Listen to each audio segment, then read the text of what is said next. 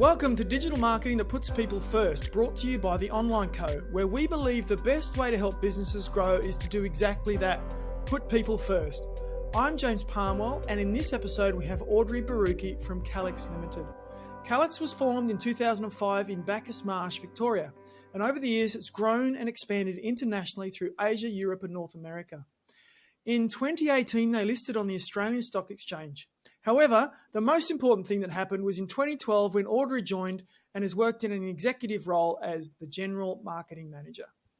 Audrey's expertise in marketing and communication has been critical to Calix's success in developing new processes and materials to solve global challenges. She's been responsible for developing Calix's brand, customer relationship management, public relations and events, and has worked closely with the business development and sales teams to support the implementation of sales and marketing plans for Calix's business units.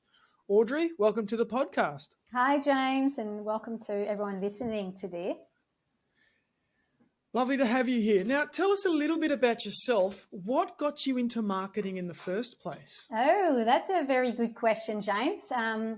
I studied marketing as part of my master's in business administration and management back in France, but I majored in corporate finance, so absolutely nothing to do with marketing. Yeah. I landed, the first couple of jobs in my career were in procurement and international logistics. So I was working out of China for a company based out of Paris and helping them settle down in Asia and also looking after their production and procurement, logistics, etc.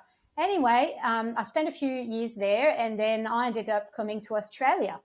And as I arrived in Australia, I was sort of open to a lot of different opportunities for work.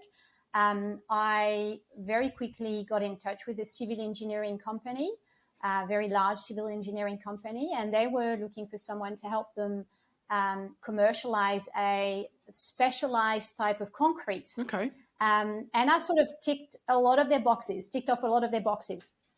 But the role was really around marketing. So there's a fair amount of market research, obviously a lot of the communications aspect of the commercialization journey. So I joined. It was a really exciting first journey here in Australia. I loved the job and I fell in love with marketing, so I never left. What is it about marketing that you love? I think it sort of creates a bridge between the technical, the science, and, the creative aspect of my personality.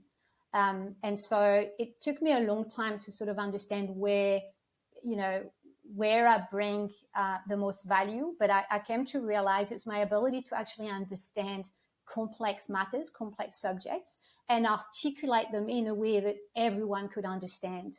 And that is, marketing 101, right? You step into a company or, within an idea or technology, you really understand what it's all about. And then you find a way to articulate that in a way that's going to resonate with the person in front of you. Yeah. So you've hit on two very interesting points about marketing, and it's this sort of yin and yang of science and art. And I often try to explain this to people because people either see it as like this branding exercise, we're creating videos and, communicating lovely, fluffy things, or it's this hardcore data, lead gen, return on investment, data measurement thing. And the people tend to see it as both. But that's the thing that attracted me as well. It's the combination of creativity and data science combined. So you do something creative and you see if it works. Yes, absolutely. A lot of the engineers and scientists that I've been fortunate to work with say, you just make what we do sexy. And I like that. Just think, it's, and you can do that if you really understand, the first thing is you need to understand what they're actually doing. So, there's a fair amount of, technical, it requires a lot of technical ability and IQ to really understand and dissect what people are doing. And especially, if you're working across different businesses or different business lines or different clients, this, ability to actually get into that environment, understand very quickly what people are doing. But, it needs to be really to a level that will allow you to actually articulate it out, back to others. So, it's a bit of a challenge. You're not, we don't, I think not everyone is a good marketer, James. I think No, that's true. It requires a certain amount of IQ and a certain amount of EQ as well to be able to read the room, to be able to understand what resonates with whom, adapt that depending on where you are. Yes. So, yes. Yeah, my experience is that most businesses struggle with marketing. And I think you might have put your finger on what that is. It's a bit of a mystery box of, how do I make this complex thing sound simple? Because if I can't make it simple, the world's not going to understand us. And if they don't understand us, they're not going to buy from us. They're not interested. Yeah, I reflected often on this, this statement of, you make what we do sexy, look sexy, right? I've always reflected on what that actually meant. And I thought, yes, that's true. That's sort of the idea of marketing. But in order for us to do that, we need a lot of tools. We need a lot of techniques. We need a lot of processes. And a marketer is not someone who just happens to look good and smile at everyone. It's someone that understands those tools. And I think where you see it's a black box, for me, and I've come across this a lot in my career, is this false understanding that marketing is just about making a pretty picture. Yes. Whereas there's a lot of complex science and complex processes behind making things look good. It's not just, put a bit of paint here and there and it just works. So, yeah, and that's where I go back to, it's a lot of IQ and it's a lot of EQ. Right. You've got to be both creative and smart enough to actually understand and utilize those tools. Which introduces psychology, like understanding how people are thinking so that you can communicate the science to people in ways that work. Absolutely, Janet. So I remember studying customer behavior at uni, and it was all psychology. I loved it. I thought it was fascinating. But I potentially up until that point, it hadn't quite dawned on me that, we're working with people and we need to format. So we got this nice fluffy picture, but the messages had the clarity messages had an awful lot of thought go behind it. Those 3 words that you think, well, it takes 4 seconds to type out. That we may have agonized over that for hours and worked with different variants to come up with something that it just explains the right thing the right way. And that's before we got to any visuals, or any calls to action.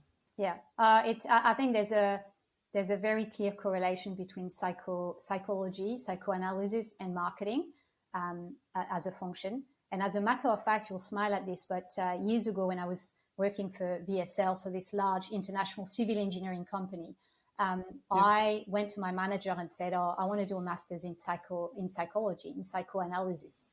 And he said to me, all right, why should I support that? What direct link does it have to your job? And I said, well, I need to understand how people think so that I can talk to them better, that I can resonate with them. I can make a bigger impact. And I think he really, he got it straight away. He was a very smart man. He just got it straight away and said, of course, if you can have the prettiest website, brochure, whatever, other marketing collateral you're producing. If that doesn't resonate with the person that you have in front of you, you might as well do something else. And that's a science. The use of creativity, the use of words, the use of shapes, the use of narratives, being able to use the right thing with the right person starts with understanding that person, starts with understanding how this person perceives the world, how this person thinks, and how this person makes decisions. So the slogan on the front of our website and what I started the podcast with is digital marketing that puts people first. And I think you've just encapsulated that, because if you don't understand a person, if you're not putting that person first, stop marketing. Yes. I mean, we make so many mistakes around that. The first mistake that businesses will make is they don't put the customer first; they put themselves first. So they're not communicating to the customer. They're just sort of, here's my idea. I'm going to bang you on the head with that. And then the next one is, well, let's just go features without appealing to any emotion at all. And so we're not, if you're not putting people first, and that, which means you're not understanding their psychology, you probably don't have good marketing. Yes, I couldn't agree more, James. I have a big theory when it comes to marketing philosophy, if you like, and that is, as marketers and as business owners and as business people in general, we hear those big acronyms that are B2B and B2C all the time, right? Yep. And I've always had an issue with that until I came up with this new concept that's H2H, human to human.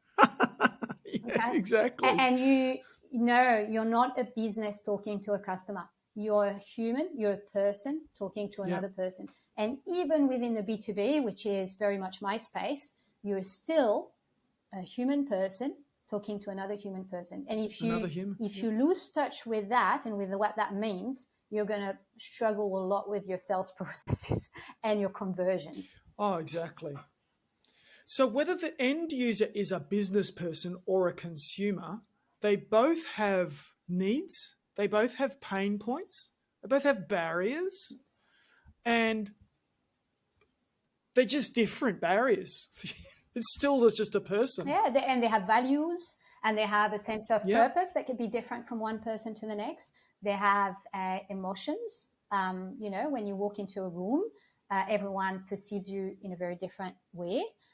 Everyone reacts to you in a very different way. When you give a sales pitch or a presentation, same, you will resonate with different people at different times. And that's not necessarily because of the content that you're delivering or the sales pitch you're delivering. It's because certain people will resonate with you at certain moments because of different emotions, because of the traits, their personality traits. And others will just, fall asleep because for them, whatever you're saying, whatever you're delivering and how you're delivering it just doesn't resonate. So, and again, as I said, the mistake here is to just go, these are talented marketers or talented salespeople, and these guys are just not good at it. No. They are, there is science behind marketing. There are techniques. It is not just a fluffy field. It's not, people just make things look pretty. Not at all. It's a pretty complex field, I have found. Now, you used the word before, tools. Right. So when in marketing, we talk about tools, right? So there's the whole tech side of marketing. So if you're doing SEO, there's Ahrefs and SEMrush and those. But then there's also intellectual tools, like the marketing funnel is probably the most commonly known one. And that's what you're talking about. There's marketing techniques or like tools, you pull out a hammer or you pull out a screwdriver because there's different tools to use to unlock certain circumstances and ways of communicating. What are some of the techniques that you use or tools? So the first statement I'll make, and I think it's important. It's an important statement for any good, marketeer, no matter where you sit, and that things are very simple until you make them complicated. So, in anyone who works in the marketing field, especially in those larger organizations, you might feel completely overwhelmed with the amount of automations, the number of tools available. And I mean, the internet and data marketing has just made it even more complicated than it was. Yeah. Okay. It's very confusing. It's very confusing. Yeah. It can be really overwhelming. So what I say to my team, and if my team members are listening to this, they'll have a smile, is go back to simple, right? But when you're talking about the marketing funnel, as we say, it's reasonably simple if you go back to what Yep. needs to be, right? It's okay. It's you hate to hate. Okay, who are those people? You Yep. know who you are, but you need to start thinking about the people that are going to go and sell, right? So you need to do the work on your sales teams. Marketing and sales have got to work together hand in hand. They can't be Yes. dislocated. And then you've got to do the work on who's the other H here. Who is your customer? Who's your prospect? What do they look like? What do they think?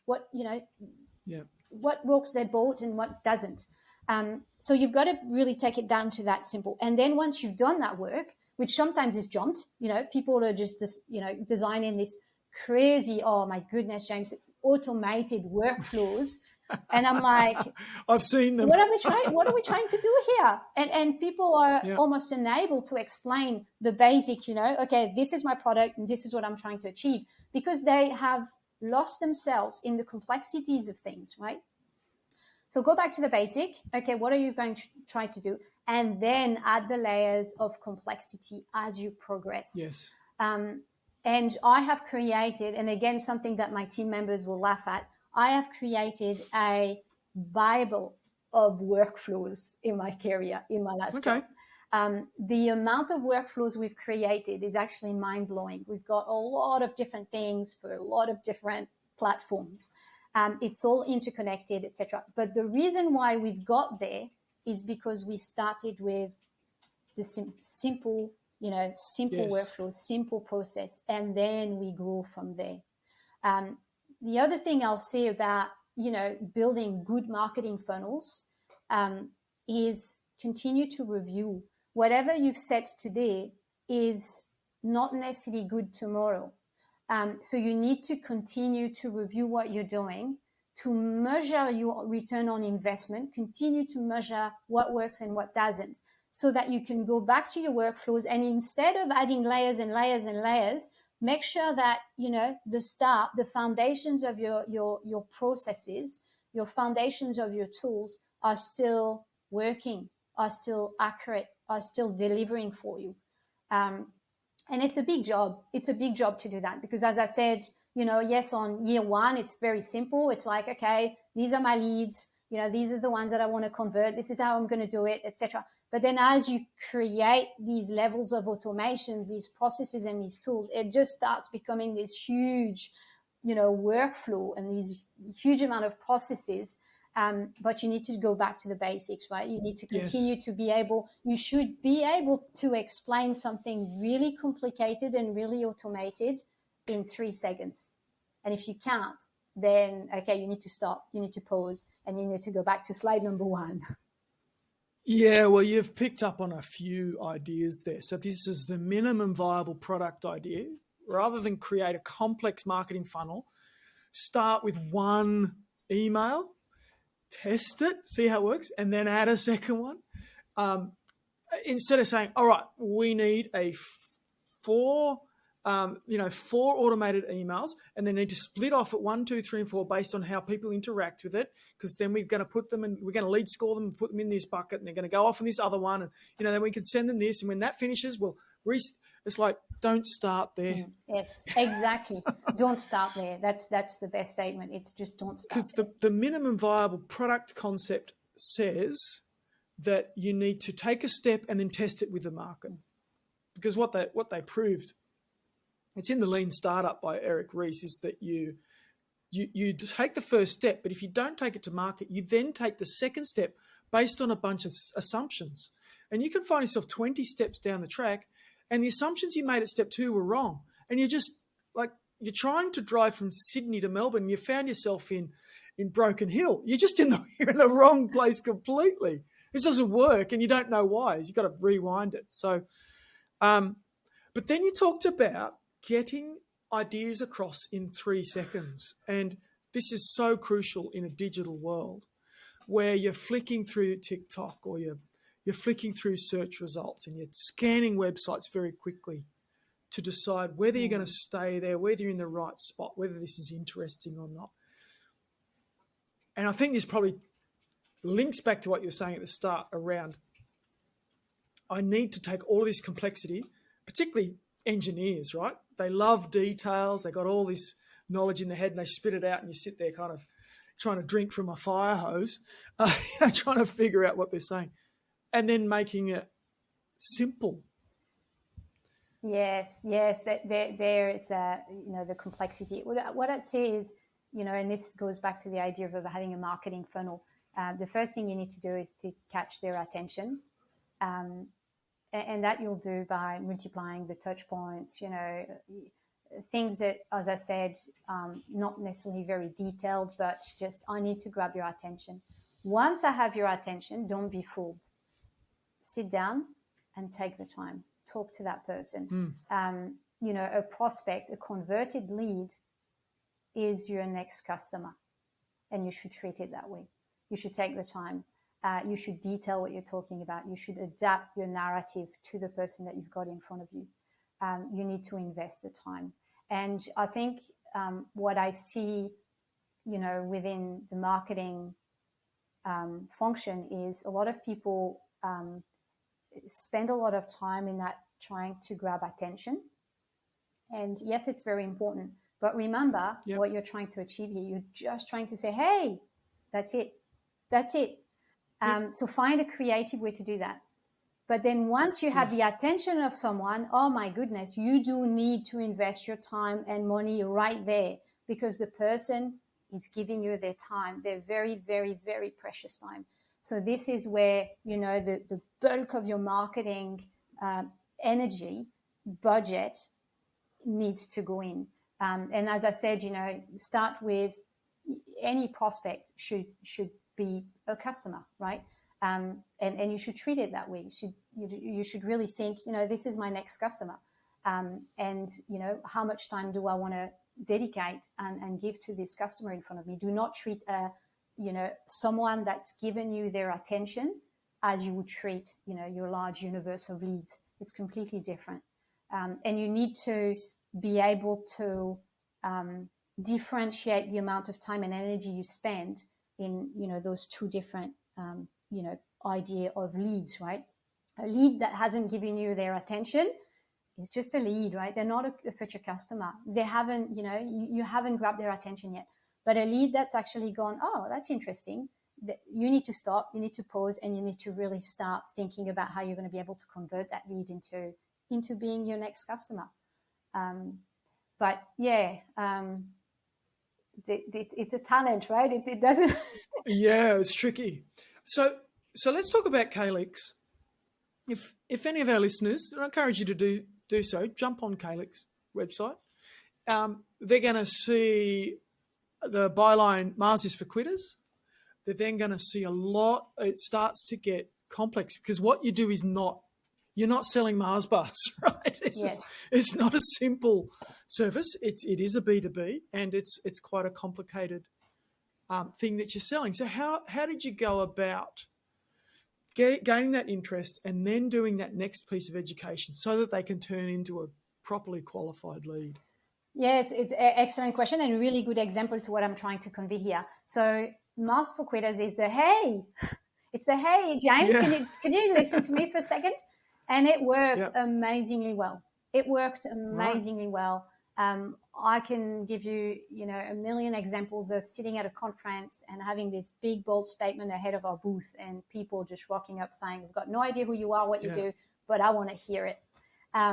Whose idea was it, Audrey? So we, as we did the rebranding a few years ago, we ran quite a few workshops internally, both with the management team and the employees. And one of our engineers actually came up with this. He just threw it out in the room. Nice. And we're like, yes. A creative engineer. Exactly. Wow. Exactly.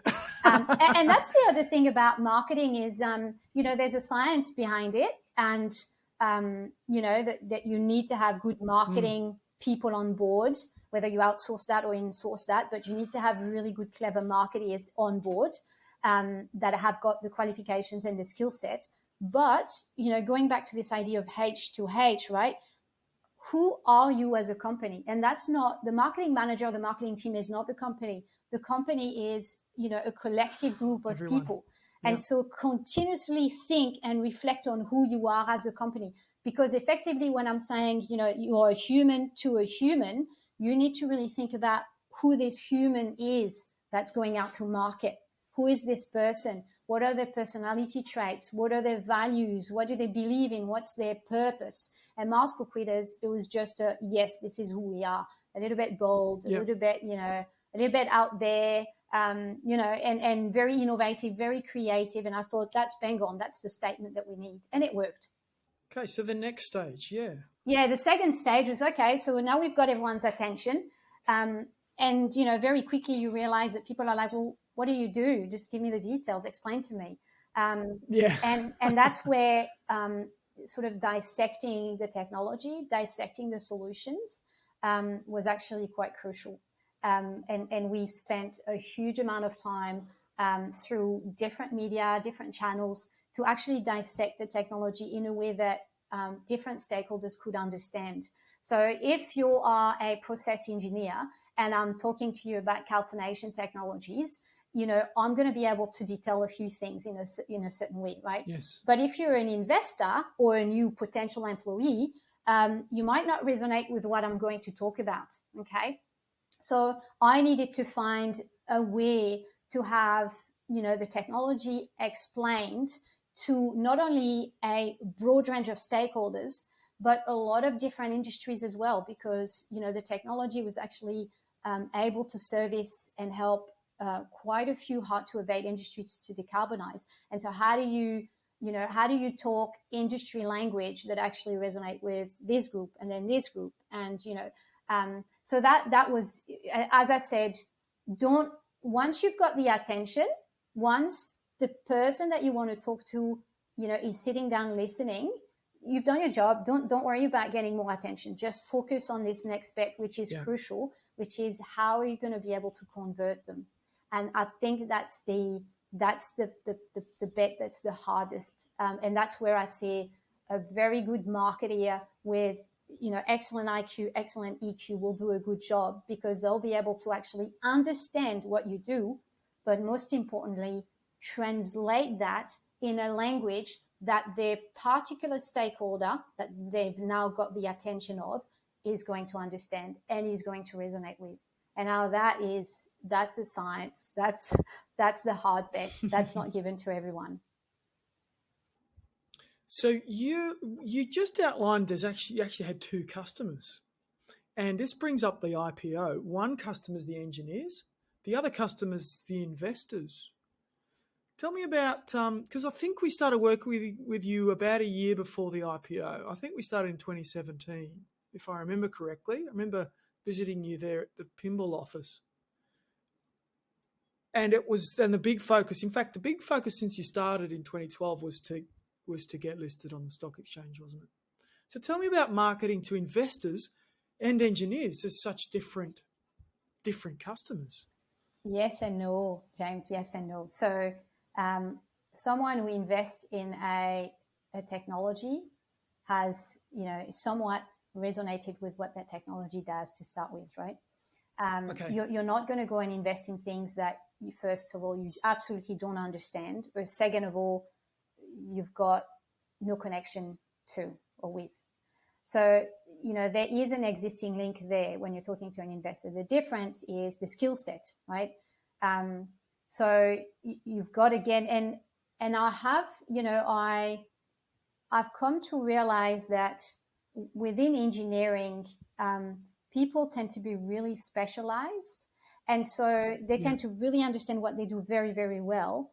But that doesn't mean they understand what their, fellow engineer sitting on their right side here, does. So, there is value in trying to, I won't say simplify, but I'll say in detailing and explaining and, building case studies and just trying to put, sort of concepts, technological concepts into real, life examples so that people can actually understand what you're doing and why. The second aspect of that sort of, how do you think about narratives to different stakeholders, so investors and engineers, goes back to purpose. What are you trying to achieve? If the person that's investing in your technology doesn't quite understand the technology itself, they at least need to buy in to what you're trying to achieve, what you're trying to Yep. get out of Into this the purpose. technology, the purpose. And last but not least, the values. Again, Okay. H2H, an investor is a human being, and they do not invest just in a project or a technology. They invest in you. They invest in Yep. their belief or sentiment that you have what it takes to take the company to the next level. So values are absolutely crucial. So when I say, talk about, how do you try to resonate? Yes, of course, you try to explain what the technology does, and you're trying to do it in a way that has the broad, picture. But importantly, you need to really articulate what it is that you're trying to do. We see a lot of technologies out there, and and sometimes I'm like, oh yeah, that sounds really interesting, but what is it that you're trying to do? Like, what's the big picture here? Yep. And I'll give you this example of solving global challenges, which is part of the branding statement for Calix. As a GM of marketing, I kind of went, okay, well that's great. What does that mean? What's a global challenge? And how do you solve them? And I've often had very fascinating discussions with our line of business managers of saying, okay, you explain to me how you're going to solve this global challenge. How does it look like? Yeah. And like I said, it's really just continuing to understand what it is that you're doing and having the ability to go, all right, okay, now I get it. I can actually take that and package it in a way that's going to resonate with an investor or with another engineer or with a potential partner, etc. Yeah, awesome. So can you unpack a little bit about your digital strategy? What you did, how you developed that? Yeah, so the digital strategy was, it really started with a website. So back in 2012, I think one of the first things I did was to relaunch a website because we had a very, very simple web platform when I started. Relaunched that. I very much equal with, content is king when it comes to digital marketing. And, there's two aspects. There's this ongoing debate about, okay, should you favor quality content or the quantity of content? Well, I'd say both. I'd say both, but again, it's back to your understanding of marketing techniques and tools. Sometimes it's about quantity, and sometimes it's about quality, and sometimes they have to merge. But it's back to what are you trying to achieve? Who are you talking to? Are you in that phase of, hey, I need your attention, so I need to be short, sharp, and clear? Or am I at that stage of the funnel where I need to be detailed, really high quality, lots and lots of case studies, lots and lots of graphs, and lots of details? Yep. So I think the first thing we did was to build a really comprehensive website. And I think from memory, I've built 4 now for the organization. So quite a few. 4 or 5 actually, 5, 1 for the US. 4 over 10 years. So you're changing every year and a half. It sounds. No, I'm saying two was for Calix, and there was two for Lilac and 1 for IR. So quite a few. Yeah. And that's another aspect of the digital marketing strategy is, as you grow and you're starting to differentiate what you're doing, it was getting the story was getting really complicated for people to understand. And I thought, well, that comes from the fact that we're doing so many different things for so many different industries, and the diversity of my leads, my prospects, my customers has become so big that I need to start I need to start being able to simplify again, right? And so what we did was we started to dislocate, the website. And so from the big sort of corporate Calix website, we started to have dedicated websites for some of the business lines of some of the companies that we acquired. And obviously Lilac and IR were part of that journey. And then that led me to think, okay, so because of this, I need different strategies digitally to market, first of all, the big corporate group, and then second of all, the smaller entities, because they all have a different, again, it's back to what are you trying to achieve here? The company that we acquired in the US had a product that they needed to sell to the market. So it was a very simple marketing funnel, very simple idea or goal to achieve. So that was one digital strategy, very simple. Have a website, social media to sort of reach out and, grab that attention. Lots and lots of detailed content, so lots of case studies, lots of technical articles. We did technical videos, podcasts, and again, just, and you guys have helped us tremendously in trying to identify potential leads. So again, who are the customers? Who do we want to grab the attention of, and making sure that we've got enough content to go through that funnel with them. For Calix, it was a bit different because the vision or the goal, the KPIs of the marketing journey was to be able to grow. So continue to grab the attention of the investors, potential partners, customers for some of the business lines that we have. So it was more of a brand awareness strategy. And there, it's really just about making sure that you're just there, you're growing your share of voice. And there's a lot of different things we've done over time. Obviously, SEO was a big part of the marketing journey, and the marketing plan always has been, just making sure that the people that you want to be in front of find you very easily and very efficiently. And like I said, this is just a matter of grabbing the attention. But make sure that you have built strong foundations before you actually go out and try to grab the attention of people. Because what usually happens is once you've got the attention of someone, they'll go, okay, tell me more. And if you've got nothing to say, if you haven't prepared those foundations, well, you're going to lose them. And it's going to be really difficult to grab their attention again. So again, back to this idea of content is key. So make sure you've got really strong foundations. You've got a really good story to tell. You've got case studies to back it up, and then go out with SEO, go out with social media, and don't waste time. Make sure that you're filtering and you're only spending time on the people that you really want to grab the attention of. Don't go too broad because we just don't have the time to go too broad. Yeah, time or budget. It doesn't make sense to. Yes, absolutely. Yeah. So yes, we did a little bit of SEM as well. That works quite well for sort of the sales part of the business. So the company in the US, that's always worked really well for them. Again, grabbing the attention. And I'll probably finish, the whole digital marketing piece with this. Again, sales and marketing need to work hand in hand. Your salespeople need to know what you are doing to grab the attention, to get them some leads and some people to talk to. They need to understand that journey. They need to understand that funnel, because they're going to be the one going and meeting them. They're going to be your H in the H2H conversation. Exactly. Yeah. And they need to really, they need to work with you because their feedback is essentially the best analysis of who your of who your customer is, right? If a salesperson come to me and say, this guy is the best customer because he's happy, it was really easy to convert him, he doesn't take too much of my time, he's a really friendly guy, he's given me a lot of other contacts that I can go and talk to. I mean, this is gold for a marketer.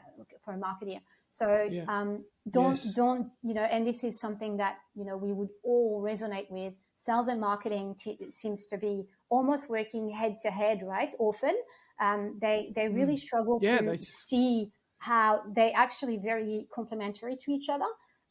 But that's absolutely key. And you're going to waste a lot of budget, a lot of time, and a lot of energy if your sales and marketing are just working against each other. Right. Yes. But sometimes they do, don't they, unfortunately? And I think, again, James, I think it's back to this idea that marketing is misunderstood. And it's like, marketing is like sales. And often you see those titles, it's sales and marketing, GM of sales and marketing. Yes. No. Sales is sales, marketing is marketing. They're separate functions. Yeah. Yeah, they are separate functions. It's important to acknowledge that. And yes, marketing's the mystery box. What is it? People struggle. Can I ask you one last question? If you were to go back in time 10 years ago when you started with Calix, if you could give yourself a piece of advice, what would that be? I think I'd probably say, prawn compassion, James, compassion. Take the time, break down the barriers, within yourself, sit down with people, have chats, just, be compassionate with people around you, your customers, your leads, yourself, your team, just absolutely everyone. And once you do that, once you can really just practice this level of compassion, it just breaks down, for me, it just breaks down all the barrier.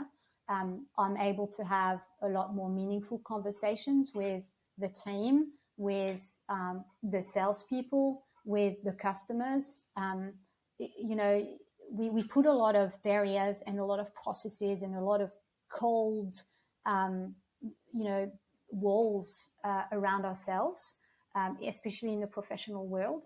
And I think, I think that's a very big barrier to what we can achieve. So I'd probably, if I was, it took me a long time to actually understand that, compassion was probably the key to a lot of things. But yeah, if I was 10 years ago, I would just say, Audrey, just, sit there for a whole week and think about what compassion actually means in your day-to-day work, in your role, in your KPIs. And I think I would have got to the same place, but probably a lot quicker. I would have, maybe, I don't know, maybe I wouldn't. Maybe I would have gone, what are you talking about? Compassion? What does that mean? Maybe you have to learn in the School of Hard Knocks to actually understand why that's important. Yes. But yes. I think it's wonderful. I mean, we talk about putting people first. I mean, it's kind of where we started. Being compassionate to people means you're putting them first, doesn't it? And I guess the other smear that marketing gets is we've all seen the adverts around. Buy now, sale ends now. And you feel like someone is trying to make you do something you don't want to do. And it feels grimy. And that can be associated with marketing. But good marketing doesn't do that at all. Good marketing says, we have a solution to a genuine problem that you have. We're going to help you solve that solution. And if that's you, then come and deal with us and we can resolve that. Whether it's getting a new PowerPoint or solving water problems, across the globe, we're solving problems. And if that's not for you, that's great. Go and be blessed doing whatever else it is you need. But if it is, we can help. And the clearer you do that, the better the marketing is. I agree. I couldn't. I think, people want to feel like you care. And you as a marketer, you should really think, do I really care? Or do I tell my customer that I care? And there's a big difference there. There's a big difference. And people smell it, don't they? Oh, they smell definitely. Falseness. And I mean, we haven't really touched on customer retention, as part of the marketing mix. Right. But, once you said, grab your attention, make sure you convert. But then once you've got your customers, it doesn't end there, right? It's how you service them. It's the time that you give them. It's the time that you go there and meet with them to get the feedback. It's all of these things. It's the care. And we all know that it takes a lot more time and money to convert a new customer than to retain an existing one. So absolutely. It's absolutely crucial that, again, you go back to this idea of compassion. Do I just want to pretend that, I've heard this in the past. We've got a great product and customers are happy. Why do I bother? No, compassion, right? Just think, no. This person needs to know that you care. And even if that just means picking up the phone and say, how is everything going? You happy? Do you need me to go and have a look? Or, it's just this idea that, people won't buy product. They actually buy you. They buy the connection with you. They buy the relationship with you. And again, we're sort of wrapping up back to where we started. It's a human to a human.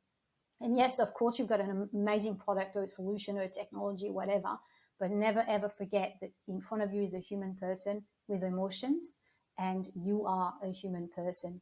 And so if you really get that, then yeah, I think you start a really good and successful marketing journey. Well, I love that. Make your marketing underpinned by compassion. It's beautiful.